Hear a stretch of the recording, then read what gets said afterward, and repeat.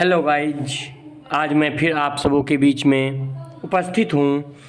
कक्षा 8 सामाजिक, आर्थिक एवं राजनीतिक विज्ञान के महत्वपूर्ण इम्पोर्टेंट्स नोट्स के साथ, जो कि आगामी बीपीएससी के लिए बहुत ही महत्वपूर्ण होने वाले हैं। तो मैं आज आपको बता देना चाहता हूँ कि इस एससीईआरटी जो बिहार सरकार की बुक है, उसमें क्लास 8 में कुल 8 चैप्टर हैं। आप देख भी सकते हैं 8 चैप्टर हैं। तो मैंने जब नोट बनाना शुरू किया तो वीडियो ज़्यादा बड़ा ना हो जाए, इसलिए मैं बस 4 चैप्टर भारतीय संविधान, धर्मनिरपेक्षता और मौलिक अधिकार, संसदीय सरकार और कानून की समझ के महत्वपूर्ण पॉइंट के साथ आपके सामने उपस्थित हूँ। अगर आपको अच्छा लगे तो मेरे चैनल को लाइक सब्सक्राइब ज़रूर कीजिएगा। चलिए मैं अब शुरुआत करता हूँ आज के महत्वपूर्ण टॉपिक के साथ। शिक्षा का अधिकार अधिनियम 2009 एक बुनियादी कानून है। 6 से 14 वर्ष के किसी भी बच्चे को विद्यालय में प्रवेश देने से मना नहीं किया जा सकता है और कहा जाता है कि प्रत्येक 3 किलोमीटर के दायरे में कक्षा 8 तक की पढ़ाई हेतु सरकारी स्कूल होना आवश्यक है। ये शिक्षा का अधिकार अधिनियम 2009 के अंतर्गत आता है। फिर बात आती है विद्यालय में छात्र शिक्षक का अनुपात 30:1 होना चाहिए। इसके बाद 1920 में भारतीय राष्ट्रीय कांग्रेस ने भारत के लोगों द्वारा अपना संविधान खुद बनाने की स्पष्ट मांग रखी थी। फिर सन 1928 में मोतीलाल नेहरू और कांग्रेस के 8 अन्य नेताओं ने भारत के संविधान की एक नई रूपरेखा तैयार की। तो आपसे पूछा जा सकता है कि मोतीलाल नेहरू और कांग्रेस के 8 अन्य नेताओं ने भारत के संविधान की एक नई रूपरेखा कब तैयार की? तो 1928 में। और फिर जाके सन 1931 में कराची में हुए भारतीय राष्ट्रीय कांग्रेस के अधिवेशन में भारतीय संविधान की रूपरेखा प्रस्ताव पेश किया गया था। सन 1934 में एक स्वतंत्र संविधान की मांग की गई थी। एक स्वतंत्र संविधान की मांग कब की गई? तो सन 1934 में। दिसंबर 1946 में संविधान सभा का गठन किया गया, जिसके अंतरिम अध्यक्ष डॉक्टर सच्चिदानंद सिंह थे। आपसे पूछा जा सकता है कि अंतरिम अध्यक्ष कौन थे? तो डॉक्टर सच्चिदानंद सिंह, और अध्यक्ष डॉक्टर राजेंद्र प्रसाद बनाए गए। और सबसे बड़ी बात यह है हम लोगों के लिए कि ये दोनों बिहार के निवासी थे। भारतीय संविधान लिखने वाली सभा में 299 सदस्य थे एवं उसकी प्रारूप समिति के अध्यक्ष डॉक्टर भीमराव अंबेडकर जी थे। भारतीय संविधान सभा ने 9 जनवरी 1946 को संविधान बनाने का कार्य शुरू किया। आपसे क्वेश्चन पूछा जा सकता है कि भारतीय संविधान सभा ने कब से संविधान बनाने का कार्य शुरू किया? तो 9 जनवरी 1946 से भारतीय संविधान ने संविधान बनाने का कार्य शुरू किया। 26 नवंबर 1949 को संविधान लिखने का कार्य पूरा किया गया। अब ये क्वेश्चन बहुत बार पूछा गया है कि संविधान को लिखने का कार्य कब पूरा किया गया? तो 26 नवंबर 1949 को। फिर 26 जनवरी 1950 को हमारे देश में संविधान लागू की जाती है। भारतीय राष्ट्रीय कांग्रेस द्वारा 25 पैसे वार्षिक चंदा लेकर सभी को सदस्यता देना और सार्वभौमिक वयस्क मताधिकार की मांग करना, ये समानता की तरफ उठाए जाने वाले महत्वपूर्ण कदम थे। मतलब 25 पैसे चंदा लेकर के एक समानता की बात की गई थी भारतीय राष्ट्रीय कांग्रेस के द्वारा। अब है भारत में विश्व के 8 प्रमुख धर्मों के मानने वाले लोग रहते हैं। ये कौन कौन हैं? तो हिंदू, इस्लाम, सिख, ईसाई, फारसी, बौद्ध, जैन और यहूदी। हमारे संविधान में यह भी नियम है कि कोई भी व्यक्ति सार्वजनिक स्थानों पर हथियार लेकर नहीं जा सकता है। देखिए, मैं जो भी इसमें पॉइंट दे रहा हूँ आपके हूबहू SCRT किताब, जो कि बिहार सरकार की किताब है, उससे मैंने खुद से लिखा है। नहीं ले जा सकता है, लेकिन सिख धर्म को ऐसा रियायत दी गई है कि वे 6 इंच तक की किरपान अपने साथ रख सकते हैं, क्योंकि सिख धर्म का यह प्रमुख उद्देश्य होता है, सिद्धांत होता है कि वे अपने साथ एक किरपान रख सकते हैं। अब बात आती है मौलिक अधिकार। वे अधिकार जो किसी भी व्यक्ति के आत्मसम्मान के लिए व मानसिक एवं शारीरिक रूप से एक स्वस्थ आत्मनिर्भर आज़ाद जीवन जीने के लिए जरूरी है, वही मौलिक अधिकार कहलाता है। इसके बाद मौलिक अधिकार संविधान के तीसरे भाग में दिया गया है। आपसे पूछा जा सकता है मौलिक अधिकार किस भाग में दिया गया है, तो संविधान के तीसरे भाग में मौलिक अधिकार दी गई है। मौलिक अधिकार कितने हैं, तो 6 हैं। अब कौन कौन से हैं, तो उसको देखते हैं। पहला है समता का अधिकार, दूसरा है स्वतंत्रता का अधिकार, तीसरा है शोषण के विरुद्ध अधिकार, चौथा है धार्मिक स्वतंत्रता का अधिकार, पांचवा है सांस्कृतिक और शैक्षणिक अधिकार, छठा है संवैधानिक उपचार का अधिकार। देश में धर्मनिरपेक्षता को बढ़ावा देने के लिए धर्मनिरपेक्षता को सन 1976 में संविधान के 42वें संशोधन द्वारा संविधान की उद्देशिका में शामिल किया गया। अब देखिए, हमारे देश में धर्म को बढ़ावा देने के लिए ये जो धर्मनिरपेक्षता शब्द जोड़ा गया संविधान में, वह 1976 में 42वां संशोधन द्वारा जोड़ा गया।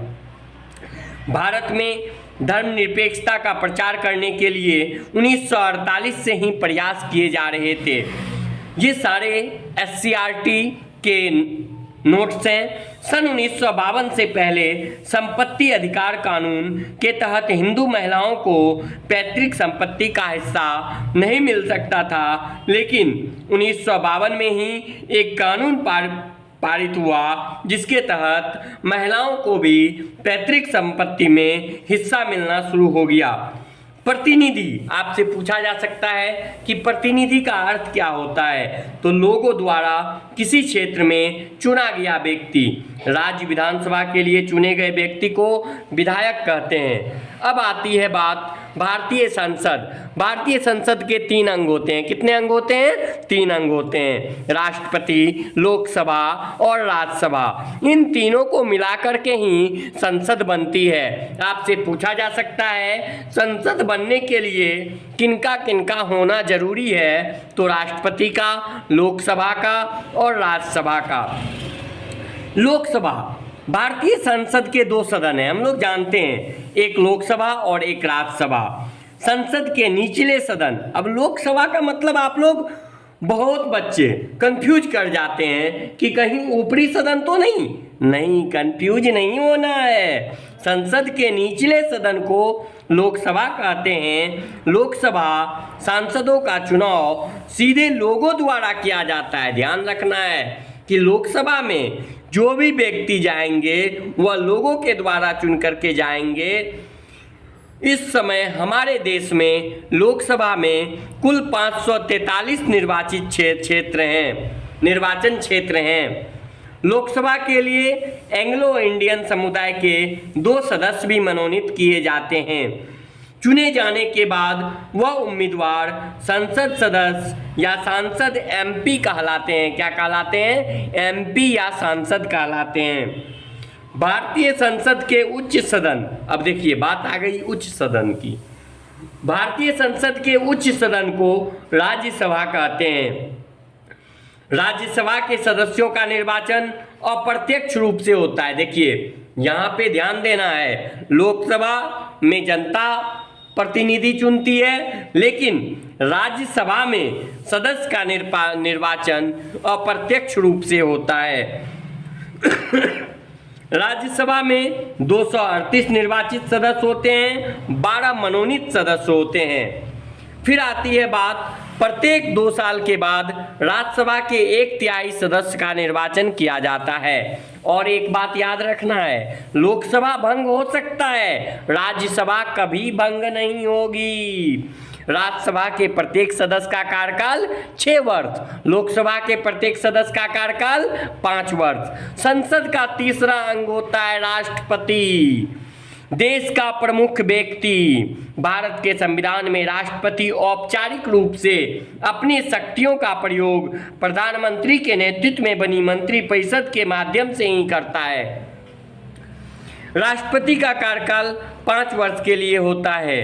भारत में किसी भी दल को सरकार बनाने के लिए 543 में से कम 272 सीटों की आवश्यकता होती है। कितने सीटों की आवश्यकता होती है? 272 सीटों की आवश्यकता होती है। 8वीं लोकसभा चुनाव के परिणाम 1984, 13वीं लोकसभा का परिणाम 1999 में आया था। लोकसभा में बहुमत वाले दलों के गठबंधन के नेता को प्रधानमंत्री नियुक्त किया जाता है।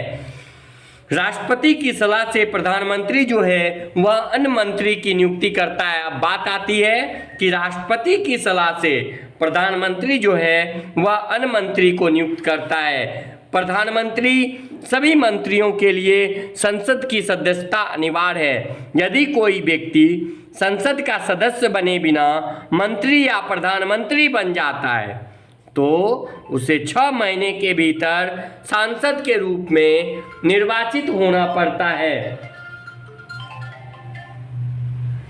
यदि कोई व्यक्ति संसद का सदस्य बने तो मंत्री या प्रधानमंत्री बन जाता है तो उसे 6 महीने के भीतर सांसद के रूप में निर्वाचित होना पड़ता है। भारत में प्रधानमंत्री का सरकार में सर्वोच्च स्थान है। हमारे देश में प्रधानमंत्री का सरकार में क्या है? सर्वोच्च स्थान है। प्रधानमंत्री एक तरफ मंत्रिपरिषद तथा दूसरी तरफ राष्ट्रपति के बीच सेतु का काम करता है।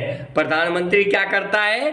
एक तरफ मंत्रिपरिषद और दूसरी तरफ राष्ट्रपति के बीच सेतु का काम करता है। संसद के कार्य विधायी कामकाज देखना, वित्तीय कार्य देखना, सरकार को नियंत्रित करना, मार्गदर्शन करना। मंत्रिपरिषद संसद के प्रति उत्तरदायी होता है। यह बहुत बार पूछा गया है कि मंत्रिपरिषद किसके प्रति उत्तरदायी होता है? तो संसद के प्रति उत्तरदायी होता है। प्रश्नकाल संसद का महत्वपूर्ण हिस्सा होता है। यह बहुत बार पूछा गया है कि प्रश्नकाल जो है वह कब होता है? तो संसद का पहला काल ही प्रश्नकाल कहलाता है। संसदीय कार्रवाई का प्रत्येक दिन प्रश्नकाल से ही शुरू होता है। यदि संसद को यह लगता है कि मंत्रिपरिषद सही ढंग से काम नहीं कर रही है तो संसद में अविश्वास प्रस्ताव पेश किया जा सकता है। अब बात आती है किसी भी सामाजिक व्यवस्था के संचालन के लिए जो नियम बनाया जाता है उन्हें कानून कहा जाता है। संविधान में उल्लिखित नियमों को संवैधानिक कानून कहते हैं। संपत्ति, व्यक्ति व सरकार के बीच व्यवहार, आपराधिक घटनाओं तथा व्यक्तियों की सुरक्षा को नियंत्रित करने वाले कानून को सार्वजनिक कानून कहते हैं।